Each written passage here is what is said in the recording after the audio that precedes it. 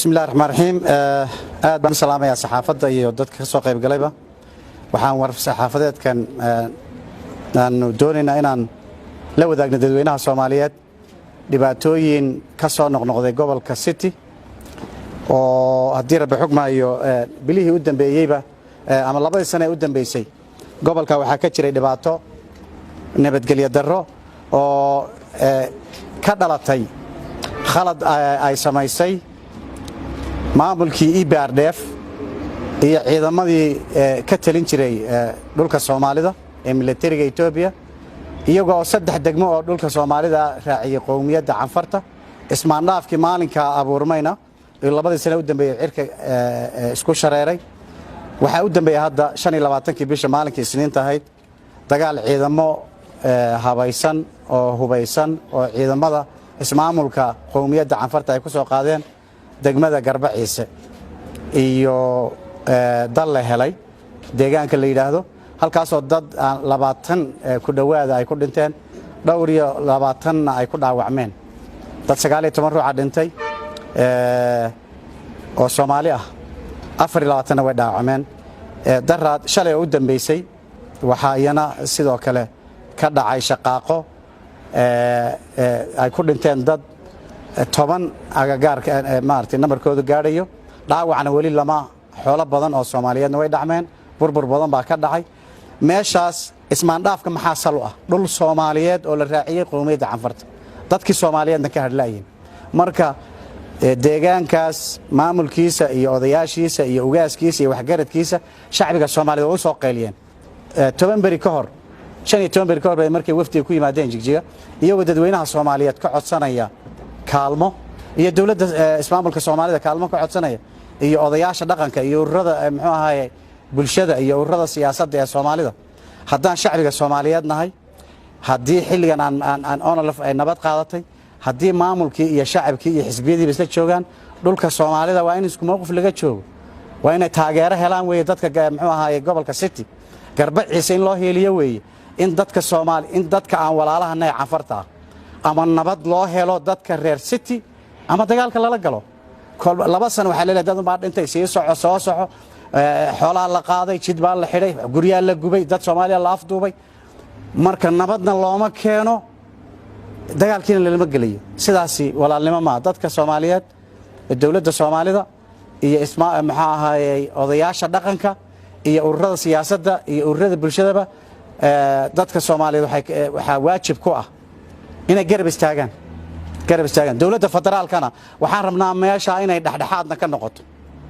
oo kolkii Soomaaliya qolo kale isqabtaan aan Soomaalidu laga helin dadka Soomaalida hadaan waxaan tirsanaynaa hadaan jin isqabanno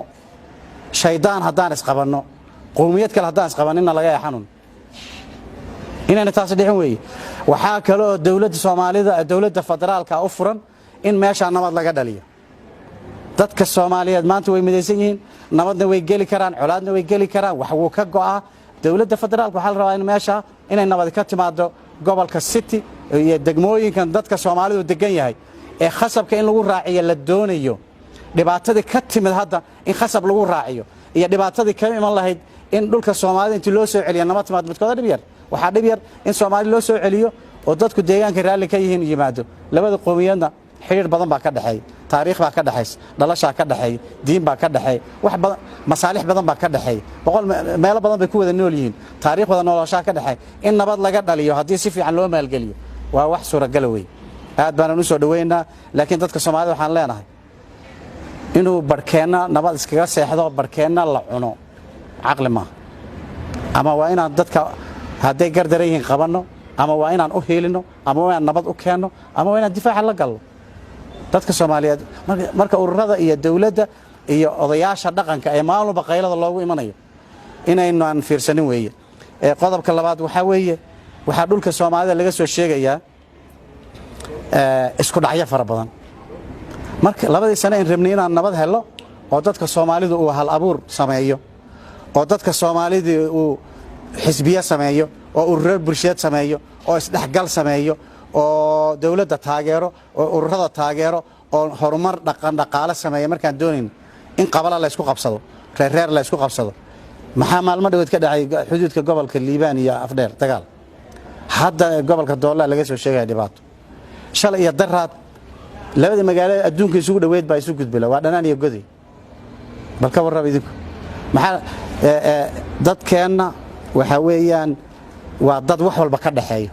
daaqa inaga dhaxeeya magaalooyinka inaga dhaxeeya dhulka inaga dhaxeeya aayatiinka inaga dhaxeeya inay qolana noolaan qolana baaba'aysa ma jirayso dhul inoo kala go'an inoo kala xadeyn karaana ma jiro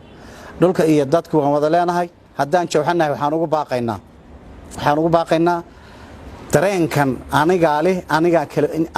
iyo adiga ah ee dadka Soomaalida intuu soo dhaxgalay lagu kala fogeynay waa inuu meesha ka baxo dhulka iyo dadka dhulkaan wada leenahay aayaha aan ku dambeynayna wada leenahay wixii ka soo baxaan wada leenahay daaqiisaan wada leenahay magaalooyinkaan wada leenahay aayaheena wada leh marka meel xuduud oo laga kirkiro oo qolana ku badbaadina ma jiro waxaan garan la'anahay fikradaha dadka isku dirahaya meesha ka soo burqanayaan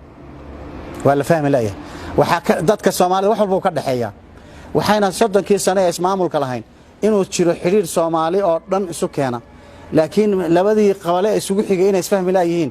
waa ayaan darro weeye waxaan ku baaqaynaa wax garadka iyo aqoon-yahanka iyo muxuu ahaayay bulshaweynta Soomaaliyeed wax ka weyn baa hardan weyn baan ku jiraa qoomiyadaan la tartamaynaa 100 milyan baa dan inaga dhaxeeyaan xuquuq badan baa inaga maqan oo siyaasi ah xuquuq badan oo dhaqaale inaga maqan xuquuq badan oo dhaqan baa inaga maqan inaan wax dhexdeena ku kala maqan waxba kama jiro qoys ama ruux wax kaga maqan yahay Soomaali ah waxa ma haysan maxaan kala dhacnay waxa qaantirsanayna siyaasiga ee dhaqan dhaqaale ee leena wanaga maqan yahay wuxuu ku maqan yahay muxuu ahay federaalka marka federaalka inuu la xisaabtamaynaa inaga lugtaan isqabayn inaan joojino si gaar ah waxaan u baaqayaa degmada dhanaan dadweynaheeda iyo degmada goday iyo muxuu ahaay odayaasha dhaqanka iyo culimada diinka iyo dhalinyarada wax baratay maslaxada ummadaasi waa mid weeye ama miyiga ha joogto ama magaalada ha joogto wax ruux kasta oo fikradda ka soo horjeedana cadow ku yahay aayaha ummadeena waxaan ku baaqaynaa in degdeg loo joojiyo colaadaha iyo isku dirka iyo isnacsiinta dadka iyo u kala been sheegidda iyo been abuurka daaqaan wada leenahay daarahan wada leenahay jidkaan wada leenahay biyahan wada leenahay meel lagu kala bixiyana ma jiro qodobka kale dadka Soomaalida ee qabalaha iyo baadiyaha iyo isu wada muxuu ahaay isku wada haysta mar habowga haddaynu cid wax u qabsanayno cid kale wax inaga maqan yihiin yaan xusuusin lahaa shacbiga Soomaaliyeed marxaladan geeska Afrika jooga inuu gacmaha isqabsado ayuu baahan yahay dhaqaalihiisa isku xidhan koritaankiisa isku xidhan kuwa ku nool muxuu ahaay ismaamulkeena iyo kuwa inaga baxsanba inaan iskaashanaan horumar ku yeelan karnaa aad iyo aad u mahadsantiin